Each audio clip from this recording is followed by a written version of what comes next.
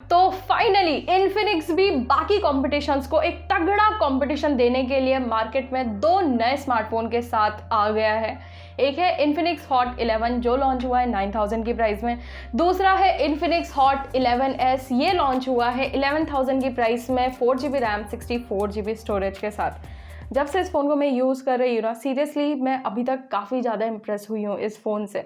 आपको भी सब कुछ एक्सप्लेन करूँगी कि 11000 की प्राइस में क्या क्या फीचर्स इस फ़ोन के अंदर देखने को मिल रहे हैं, ओवरऑल ये स्मार्टफोन कैसा है, आप लोगों को इस फ़ोन को कंसिडर भी करना चाहिए या फिर नहीं, सबके बारे में अच्छे से बात करेंगे इस वीडियो के अंदर। लेकिन वीडियो शुरू करने से पहले हेलो जी, कैसे हो आप सब लोग? आई होप बिल्कुल ही ठीक होंगे। बाय द वे मैं एकदम फर्स्ट क्लास हूँ। अभी शुरू कर लेते हैं इस वीडियो को एक क्विक सी अनबॉक्सिंग के साथ। तो इस बार इन्फिनिक्स ने एक नियॉन ग्रीन कलर का बॉक्स दिया है यहाँ पर। इससे पहले ऑलमोस्ट एक ही टाइप के बॉक्स मिलते थे जो कि बोरिंग हो जाते थे। इस बार ये काफ़ी यूनिक लग रहा है। इसके अंदर कुछ यूज़र मैनुअल वगैरह है, सिम इजेक्टर पिन दिया हुआ है, एक TPU केस है, फ्रंट के लिए भी प्रोटेक्टिव लेयर है, 18 वॉट का charger, USB to Type-C cable यहाँ पर दी हुई है। और इन सब के अलावा ये स्मार्टफोन है जो आता है वेव ग्रीन कलर में। एक्चुअली में इसके ऊपर वेव्स बनी हुई है, काफ़ी अलग डिज़ाइन है। मैंने इससे पहले इस तरह का जो वेव टाइप का डिज़ाइन है ये नहीं एक्सपीरियंस किया है। ये प्लास्टिक बिल्ड है पीछे की तरफ से। कैमरा मॉड्यूल काफ़ी अलग सा यहाँ पर बनाया है। आप बताना आपको ये पूरा ओवरऑल जो स्मार्टफोन का लुक है वो कैसा लग रहा है। ओवरऑल मुझे काफ़ी यूनिक और काफ़ी इंटरेस्टिंग टाइप का फील हो रहा है। ये फ़ोन डेफिनेटली बड़ा है, थोड़ा सा हैवी भी है, ज़्यादा हैवी नहीं बोलूँगी, थोड़ा हैवी बट डेफिनेटली है। 200 ग्राम अप्रॉक्सीमेटली इसका वेट निकल के आया है। लेकिन ग्रिप वगैरह फ़ोन की अच्छी बन जाती है, थोड़ी ऐसी कर्व्ड टाइप की एजेस वगैरह है ना, तो ओवरऑल हाथ में फ़ोन अच्छा फील हो रहा है यहाँ पर। बट एनीवेज यार, इस फ़ोन को अभी तक मैं जितना भी यूज़ कर पाई हूँ ना, उस हिसाब से कुछ चीज़ें तो मुझे काफ़ी ज़्यादा इंप्रेसिव लगी है, कंसिडरिंग कि ये फ़ोन 11000 की प्राइस में मिलता है। पहला है फ़ोन के स्पीकर्स। आई मीन यहाँ पर स्टीरियो स्पीकर्स प्रोवाइड करे हैं कंपनी ने, and I don't think so मैंने इससे पहले 11000 की प्राइस में कभी स्टीरियो स्पीकर्स एक्सपीरियंस किए हैं। बट सीरियसली जब मैंने इनको एक्सपीरियंस किया तो वाकई में स्टीरियो स्पीकर्स वाली जो फील होती है वो आपको यहाँ पर पूरी तरीके से मिल जाएगी और काफ़ी अच्छी क्वालिटी की साउंड आपको मिलेगी यहाँ पर, जो काफ़ी सही पार्ट लगा है मुझे इस फ़ोन का। सेकेंड, फ़ोन के कैमराज, स्पेशली रियर कैमरा के बारे में मैं बात कर रही हूँ। 50 मेगापिक्सल का प्राइमरी कैमरा सेंसर है। ये एक्चुअली में सैमसंग का सेंसर यहाँ पर यूज़ किया गया है। 2 मेगापिक्सल का डेप्थ है, 2 मैक्रो है, क्वाड LED फ्लैश के साथ आते हैं।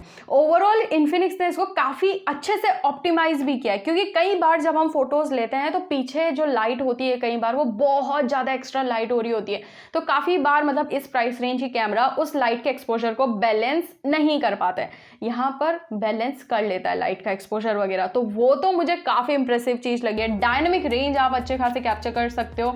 इनफैक्ट मैंने लो लाइट में भी फोटोज़ जो कैप्चर करी है ना, वहाँ पर भी मतलब ये क्लाउड्स की भी डिटेल्स लेने की कोशिश करते हैं। तो ओवरऑल मुझे रियर कैमरा काफ़ी अच्छा लगा है यहाँ पर, डिटेल्स वगैरह के हिसाब से, जो कलर्स वगैरह यहाँ पर निकल के आए उन सब के हिसाब से भी। लेकिन यहाँ पर जो फ़ोन का सेल्फी कैमरा है ना 8 मेगापिक्सल का, मेरे अकॉर्डिंग इसमें अभी भी काफ़ी इंप्रूवमेंट की गुंजाइश है।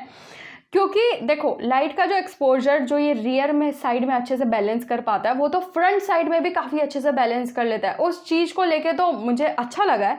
लेकिन ओवरऑल अगर आप फोटो को देखोगे तो यहाँ पर क्या है ना, डिटेल्स इतनी अच्छी नहीं देखने को मिलती है सेल्फी कैमरा में। सेकेंड, जो कलर्स वगैरह निकल के आए ना सेल्फीज़ में, वहाँ पर थोड़ी वाइटिश टोन ज़्यादा है, तो उस हिसाब से थोड़ा ओवरऑल कैमरा इंप्रूव होना चाहिए था मेरे अकॉर्डिंग। तो हाँ, सेल्फी कैमरा मेरे अकॉर्डिंग एवरेज टाइप का है, लेकिन रियर कैमरा एक्चुअली में इंप्रेसिव है। बाकी अगर आप वीडियोस वगैरह बनाते हो तो फ्रंट और बैक दोनों ही सेटिंग्स है। मैक्सिमम 2K तक की सेटिंग्स में वीडियो बना सकते हो। इनफैक्ट आप बुके में भी वीडियोस बना सकते हो, लेकिन वहाँ पर क्वालिटी 720p वाली ही रहने वाली है मैक्सिमम।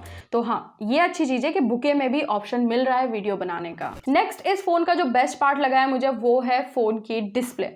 बड़ी साइज़ की है थोड़ी डिस्प्ले, आई मीन 6.78 इंचेस की फुल HD प्लस डिस्प्ले दे रखी है। 90 हर्ट्ज का रिफ्रेश रेट है, 180 हर्ट्ज का टच सैम्पलिंग रेट यहाँ पर दिया हुआ है। फ्रंट से डिस्प्ले दिखने में एस्थेटिकली काफ़ी कमाल की लग रही है, क्योंकि बेजल्स कम है, मिड में पंच होल दे रखा है, हल्के से नीचे चिन ज़्यादा है, but I don't think so 11000 की प्राइस पॉइंट पर ये चीज़ मैटर करती है। और यहाँ पर डिस्प्ले में मतलब फ्रंट पे प्रोटेक्शन भी लगा के दी है, NEG की ग्लास प्रोटेक्शन यूज़ करी गई है, जो कि काफ़ी टफ मानी जाती है वैसे तो। मतलब मतलब बिना प्रोटेक्शन के फ़ोन मिले उससे बेटर है कि किसी की तो ग्लास प्रोटेक्शन होनी चाहिए। तो वो चीज़ अच्छी करी है इन्फिनिक्स ने।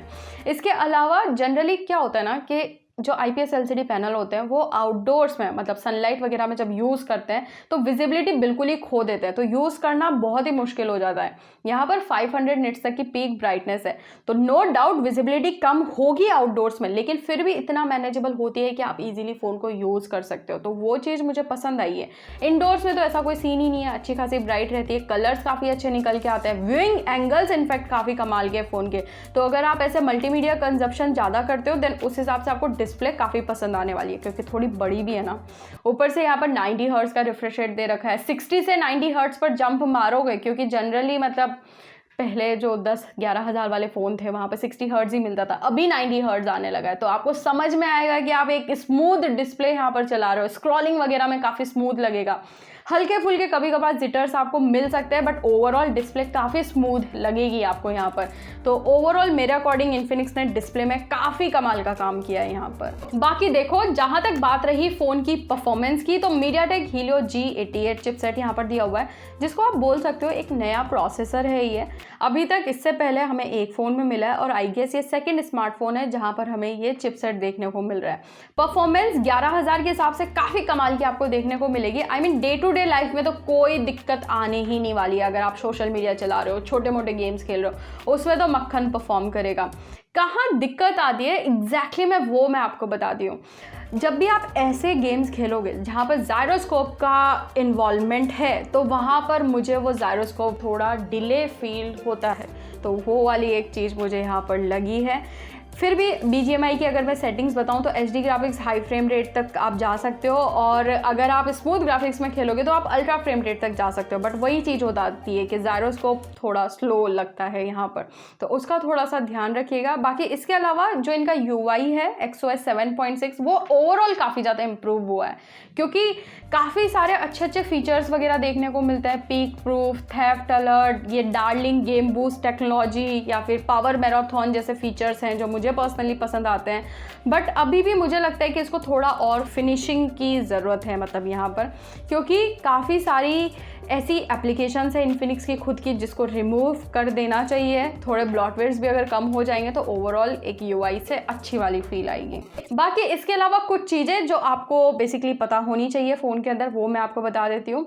यहाँ पर 4GB रैम 64GB स्टोरेज दिया हुआ है, बट अच्छी चीज़ ये है अगर आप मेमोरी एक्सपेंड करना चाहते हो तो डेडिकेटेड SD कार्ड का स्लॉट है, तो 2 सिम कार्ड के साथ साथ आप अलग से स्टोरेज कार्ड डाल सकते हो।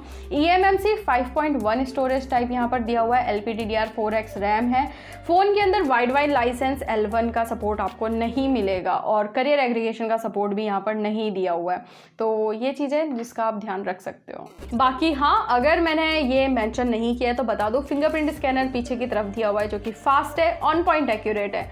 5000 mAh की बैटरी, 18 वाट का फास्ट चार्जर, 0 to 100% कितनी देर में कर देगा, या फिर इस फ़ोन की बैटरी कितना बैकअप दे पाएगी, इसके लिए तो अभी मुझे इस फ़ोन को और यूज़ करना पड़ेगा और अच्छे से टेस्ट करना पड़ेगा, तभी मैं आगे चल के इन सब के बारे में बात कर सकती हूँ।